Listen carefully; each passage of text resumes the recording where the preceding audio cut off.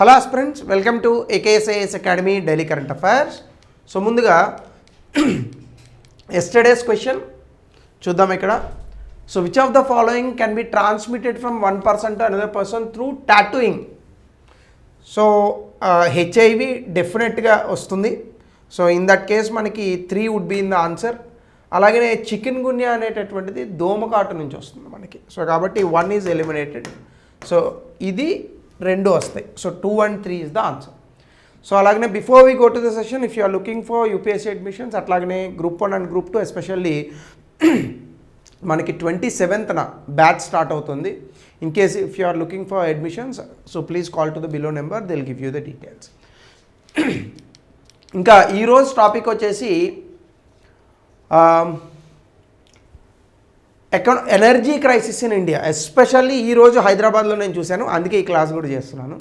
మొత్తం పెట్రోల్ బంకులకి ఒక 20-30 కార్లు, కనీసం 100 నుంచి 200 బైకులు. ఇది ఆర్టిఫిషియల్ డిమాండ్. ఇది కృత్రిమంగా మనమే క్రియేట్ చేసినటువంటి డిమాండ్. అంటే మళ్ళా పెట్రోల్ ఉంటుందో ఉండదో అని అందరూ ఎక్కువగా కొట్టించుకున్నారు.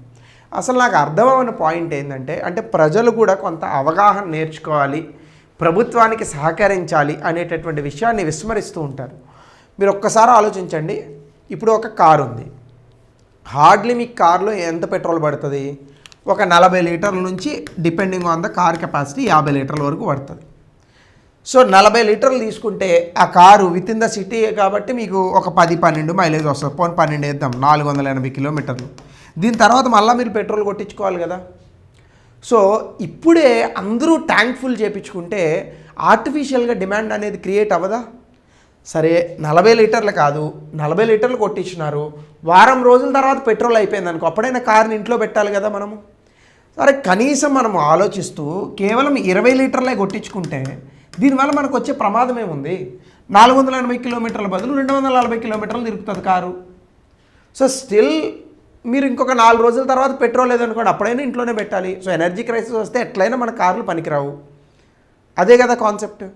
కానీ ఇప్పుడు ఈ ఆర్టిఫిషియల్ డిమాండ్ రావడానికి కారణమైంది ప్రభుత్వం కూడా, ముఖ్యంగా ప్రైమ్ మినిస్టర్, చీఫ్ మినిస్టర్ లాంటి హోదాల్లో ఉన్నటువంటి వ్యక్తులు చాలా జాగ్రత్తగా మాట్లాడాలి ప్రతి విషయాన్ని. నిన్న లోక్సభలో జరుగుతున్నటువంటి ఈ యొక్క డిస్కషన్స్ నేపథ్యంలో ప్రైమ్ మినిస్టర్ గారు ఒక వ్యాఖ్య చేశారు.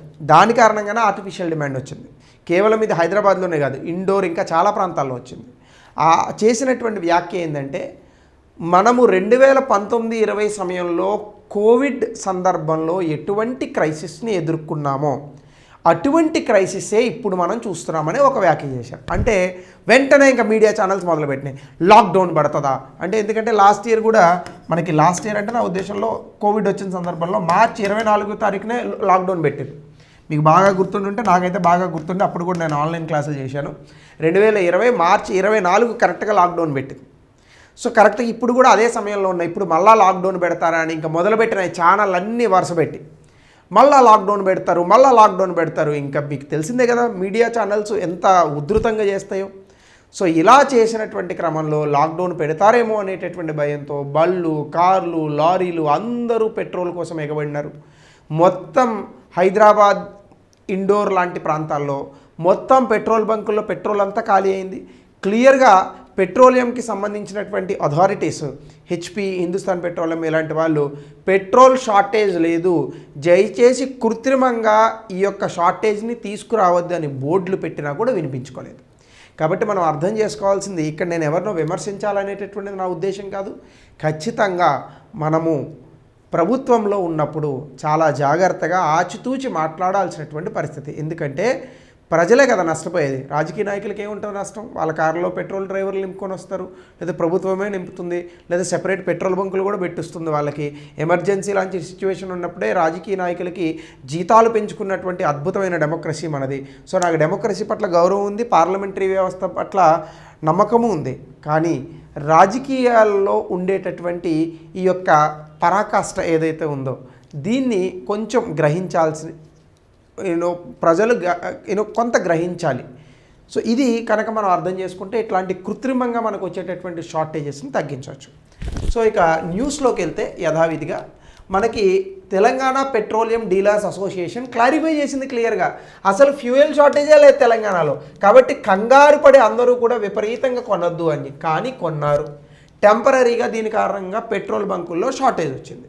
ఫ్యూయల్ సేల్స్ కూడా 2.5 టైమ్స్ నుంచి 3 టైమ్స్ కొన్ని సందర్భాల్లో బయట కూడా అమ్ముతూ ఉంటారు. ఇట్లాంటి చోట్ల నార్మల్ లెవెల్స్ కన్నా కూడా సేల్స్ పెరిగిపోయినాయి.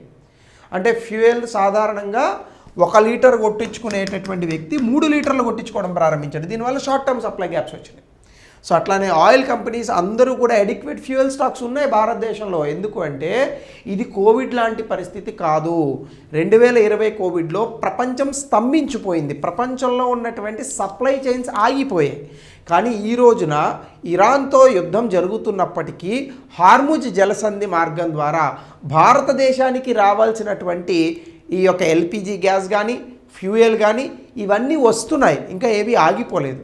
కాబట్టి ఆ క్రమంలో మనకి ఏ విధమైనటువంటి ఫ్యూయల్ షార్టేజ్ అనేటటువంటిది లేదు. దయచేసి ఈ వీడియో చూస్తున్న వాళ్ళు కూడా గమనించాల్సిందిగా ప్రార్థన. సో అట్లానే అథారిటీస్ ఫ్యూయల్ సప్లై చైన్స్ అన్నీ నార్మల్గా ఉన్నాయని చెప్తున్నారు, కానీ ఆర్టిఫిషియల్గా మనం డిమాండ్ని క్రియేట్ చేస్తే షార్టేజ్ కనిపిస్తుంది ఆబ్వియస్గా. సో కాబట్టి కంగారు పడి మనం కొనాల్సినటువంటి అవసరం లేదు. మీకు ఉన్నటువంటి అవసరాల మేరకే కొనుక్కోవాలి. ఒకవేళ మీరు కంగారు పడి కొనినా అందులో పెట్రోల్ ఏమైనా జీవితాంతం నిలవ ఉంటుందా? 4-5 రోజులు అయిపోయిన తర్వాత నిజంగానే పెట్రోల్ బంకులు మూతపడితే మహా అయితే ఒక 2 రోజులు ఎక్కువ నడిచే కారు 2 రోజుల ముందే మనం ఇంట్లో పెట్టుకుంటాం. అది ఎప్పుడైనా జరిగేదే కదా, అది మనం ఆలోచించాల్సిన విషయం. కాబట్టి ఇది టెంపరీ మాత్రమే. సో ప్యానిక్ అవ్వాల్సినటువంటి అవసరం లేదు. సో పబ్లిక్ కామ్గా ఉండాలి, రెస్పాన్సిబుల్గా అంటే బాధ్యతాయుతంగా ప్రజలు కూడా నడుచుకోవాలి. బాధ్యతాయుతంగా ప్రజలు నడుచుకోలేని నాడు ప్రభుత్వాలు మాత్రం ప్రజలకు ఏం చేయగలుగుతాయి? ఇది మనం ఆలోచించాల్సిన విషయం. అయితే ఎనర్జీ క్రైసిస్కి సంబంధించి మనం ఎగ్జామినేషన్ పాయింట్ ఆఫ్ వ్యూలో కనుక చూస్తే ఇటువంటి పరిస్థితులు మనకి ఎందుకు వస్తున్నాయి? ఇది ఆల్రెడీ మనకి తెలుసు. ఇరాన్కి సంబంధించి యుద్ధం జరుగుతోంది. దీని కారణంగా హార్ముజ్ జలసంధి కొంత తాత్కాలికంగా మూసివేసినటువంటి పరిస్థితి. అయితే భారతదేశానికి రావాల్సినటువంటి న్యాచురల్ గ్యాస్ పెట్రోల్ ఆగిపోలేదు, కానీ రావడంలో కొంత జాప్యం జరిగింది. ఇది మనం గమనించాలి.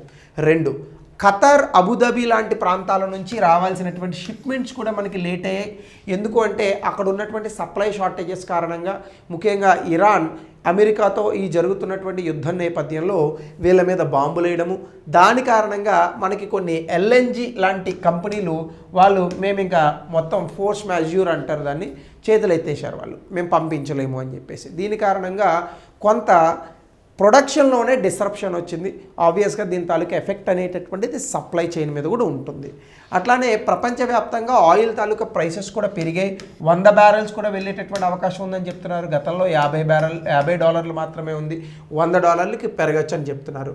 ప్రతి $10 కనుక పెరిగితే భారతదేశంలో దాదాపుగా అంటే ఒక బ్యారెల్కి $10 కనుక పెరిగితే భారతదేశంలో దాదాపుగా $1,300 కోట్ల రూపాయల నష్టం మనకి వాటిల్లుతుంది. అంటే అమెరికా వాడు చేసేటటువంటి యుద్ధం ఇరాన్ మీద భారతదేశం చావుకొచ్చినట్టు అయింది. ఇంకిపెళ్లి సుబ్బి చావుకొచ్చిందని తెలుగులో ఒక సామెత, అట్లనే ఉంది ఇప్పుడు పరిస్థితి. అలాగనే భారతదేశం మనందరికీ తెలుసు 140 కోట్లకు పైగా జనాభా ఉన్నటువంటి సువిశాలమైనటువంటి దేశము. దాని కారణంగానే 88% మనకు కావాల్సినటువంటి ముడి చమురంతా కూడా మనం దిగుమతుల నుంచే ఎక్కువగా చేసుకుంటూ ఉంటాం. దీని కారణంగానే భారతదేశం ఇంకా ఎక్కువ ఇబ్బంది పడుతోంది. అయితే అఫ్కోర్స్ మనకి వ్యూహాత్మకంగా మన దగ్గర రిజర్వ్స్ ఉన్నాయి. అయితే ఇవి చాలా వరకు మనం వాడాము. ఇప్పుడు ఇంకొక 20-10 రోజుల వరకు మాత్రమే అవి వాడతామని చెప్తున్నారు. అయినప్పటికీ కూడా మనకి ఇరాన్ నుంచి స్ట్రైట్ ఆఫ్ హార్ముజ్ నుంచి రావాల్సినటువంటి ఎల్పిజి, క్రూడ్ ఆయిల్, నిన్ననే దీనికి సంబంధించినటువంటి 2 పెద్ద షిప్లు ఆల్రెడీ మన ముంబైకి చేరుకున్నాయి. కాబట్టి ప్రస్తుతానికి మన స్ట్రాటజిక్ రిజర్వ్స్ కూడా మళ్ళీ నిండేటటువంటి పరిస్థితి.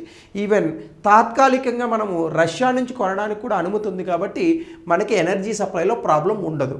అయితే మనకి కొన్ని ప్రాబ్లమ్స్ ఇక్కడ ఏమొస్తున్నాయంటే, ఎనర్జీ క్రైసిస్ అంటే కేవలము క్రూడ్ ఆయిల్, గ్యాస్ అనే మాత్రమే కాదు, గ్రిడ్ ఇన్ఫ్రాస్ట్రక్చర్స్, ముఖ్యంగా పవర్ ట్రాన్స్మిషన్స్లో కూడా మనకు ప్రాబ్లమ్స్ ఉన్నాయి. అంటే ఇక్కడ ప్రాబ్లం ఏంటంటే రాజస్థాన్ లాంటి ప్రాంతాల్లో ఇంకా వేరే ప్రాంతాల్లో సోలార్, విండ్ ఎనర్జీస్ లాంటివి ఉన్నాయి. కానీ ఇవి విద్యుత్ ఉత్పత్తి అయినప్పుడే మనం వాడేసుకోవాలి. విద్యుత్ని స్టోర్ చేసేటటువంటి టెక్నాలజీ లేదు. సార్ బ్యాటరీస్ ఉన్నాయి కదా అనొచ్చు, అందుకే దాన్ని బ్యాటరీ అన్నారు.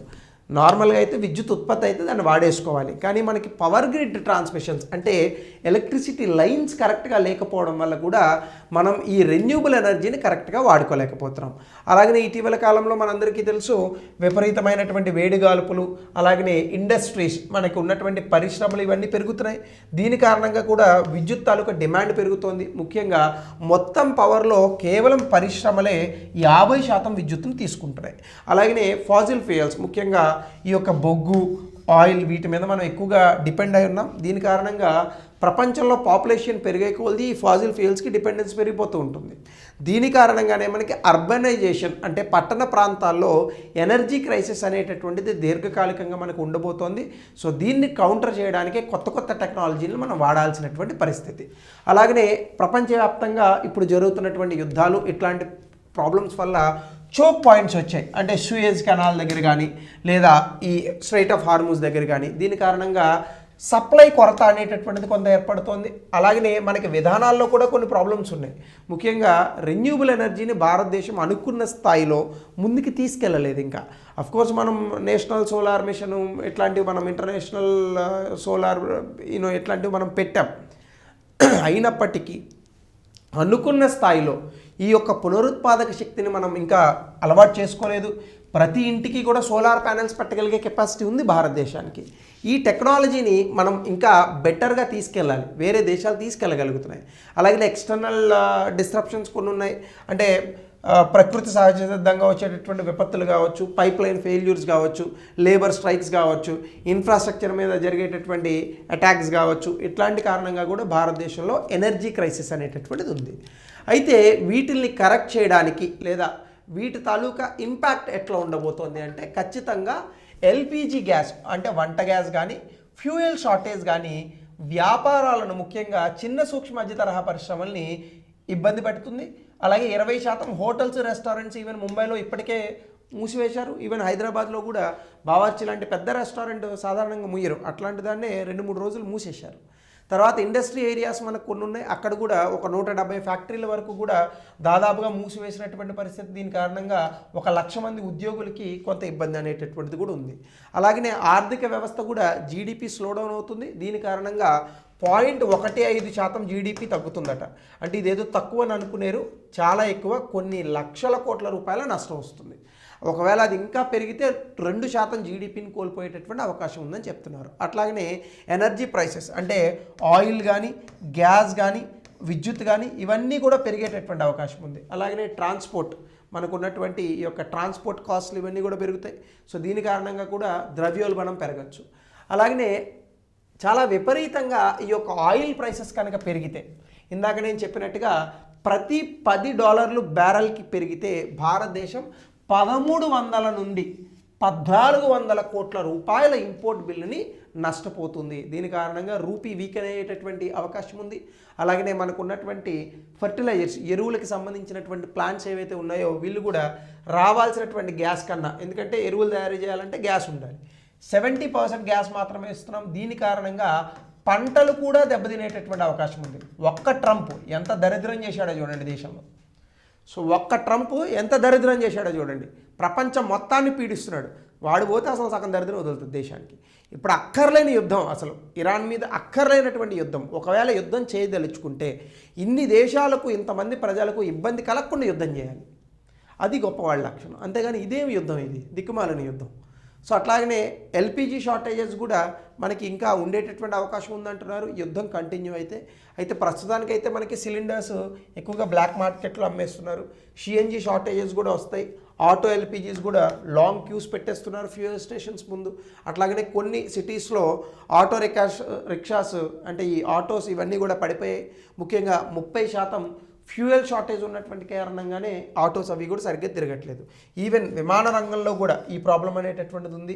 ఏవియేషన్ టర్బైన్ ఫ్యూయల్ అనేటటువంటిది కొంచెం తగ్గడం లేదా ధరలు పెరగడం, దీని కారణంగా కూడా పీక్ సీజన్లో విమానాలు నడపలేనటువంటి పరిస్థితి. మరి దీన్ని అడ్రస్ చేయడానికి ప్రభుత్వం ఏ నిర్ణయాలు తీసుకుంది? ఖచ్చితంగా తీసుకుంటుంది. ఏంటది? గవర్నమెంట్ ఎసెన్షియల్ కమోడిటీస్ యాక్ట్ని తీసుకొని వచ్చి న్యాచురల్ గ్యాస్ ఆర్డర్ 2020 తీసుకొచ్చింది. ఈ కంట్రోల్ని, ఈ సిచ్యువేషన్ని కంట్రోల్ చేయడానికి. అట్లాగనే ప్రియారిటీగా పిఎన్జి, సిఎన్జి ఇవన్నీ కూడా ఎల్పిజి ప్రొడక్షన్ టాప్ ప్రియారిటీ ఇచ్చి సప్లైని పెంచారు. యాక్చువల్గా మనకి ఆయిల్ ప్రాబ్లం రావాలి కానీ గ్యాస్ ప్రాబ్లం రాకూడదు. ఎందుకంటే భారతదేశంలోనే మనం 40% గ్యాస్ని ఉత్పత్తి చేస్తాం, ఎల్పిజి. ఇది మనం గట్టిగా తలుచుకుంటే 50-60% కూడా ఉత్పత్తి చేయడానికి అవకాశం ఉంది. సో విదేశాల మీద ఆధారపడాల్సిన అవసరం లేదు.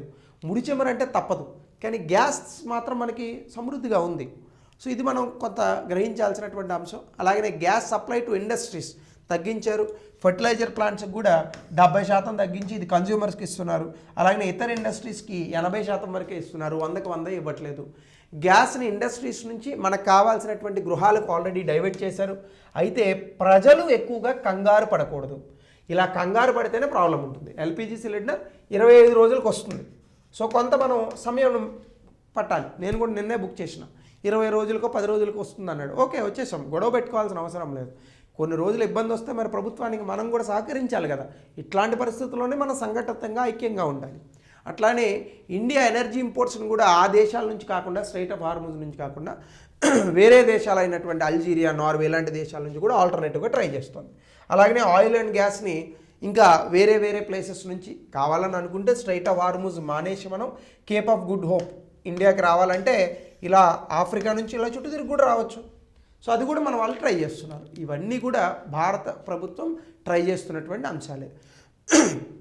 అట్లానే రష్యా నుంచి మనం ఆయిల్ తెచ్చుకున్నాం, దీని కారణంగా పెరుగుతుంది. అలాగనే డొమెస్టిక్ ప్రొడక్షన్లో కూడా మనం మ్యాక్సిమంగా మన రిఫైనరీస్ని తొందరగా క్రూడ్ ఆయిల్ నుంచి రిఫైన్ చేయమని అడిగాం. అలాగే ఎల్పిజి ప్రొడక్షన్ కూడా 10% పెంచింది ప్రభుత్వం. ఎడిషనల్ ఎల్పిజి సప్లైస్ హౌస్ హోల్డ్స్కే ఇస్తున్నారు. సో ఇవన్నీ ప్రభుత్వం కూడా ట్రై చేస్తుంది. కానీ ప్రభుత్వానికి మనం కూడా సమయం ఇవ్వాలి, సంయమనం పాటించాలి, ఐక్యతగా ఉండాలి, కంగారు పడకూడదు. అవసరమైన చోట మాత్రమే వెహికల్స్ని వాడాలి. మానవ జీవితంలో ఖచ్చితంగా ఒడిదుడుకులు ఉంటాయి. దేశం కూడా ప్రతిదాన్ని అన్నిటినీ పర్ఫెక్ట్గా చేయడం అనేది ప్రభుత్వానికి కూడా సాధ్యం కాదు. ప్రజలు సహకరించినప్పుడే ఈ దేశాల్లో ఇలాంటి కఠినమైనటువంటి పరిస్థితులు వచ్చినప్పుడు ముందుకెళ్ళగలిగేటటువంటి శక్తి సామర్థ్యాలు ఆ దేశ ప్రజలకు కూడా వస్తాయి. కాబట్టి we have to act responsibly. మీరు పెట్రోల్ బంకులకి వెళ్ళండి, ట్యాంక్ ఫుల్ అవసరం లేదు, హాఫ్ ట్యాంక్ చేయించుకోండి చాలు. నేను అదే చేస్తాను ఖచ్చితంగా. నేనైతే కారుకు పెట్రోలే కొట్టించలే, 2 రోజులు బండి మీద తిరుగుదాంలే, ఏం కాదు. సో అట్లనే మనం కూడా ఖచ్చితంగా ప్రభుత్వాన్ని సహకరించేటటువంటి ప్రయత్నం చేయాలి. తప్పని పరిస్థితుల్లో కొట్టించుకోవడంలో తప్పలేదు. సో కాబట్టి ఇట్లా దీనికి సంబంధించి ఒక ప్రశ్నను ఇచ్చాను, సమాధానం తెలపండి. అలాగనే పెట్రోలియం రిఫైనరీస్కి సంబంధించి గతంలో ఇచ్చినటువంటి ప్రశ్న 200 పదాల్లో రాయండి. So don't get panic, oil shortage లేదు ప్రస్తుతానికి, దయచేసి గమనించండి. Thank you, have a good day.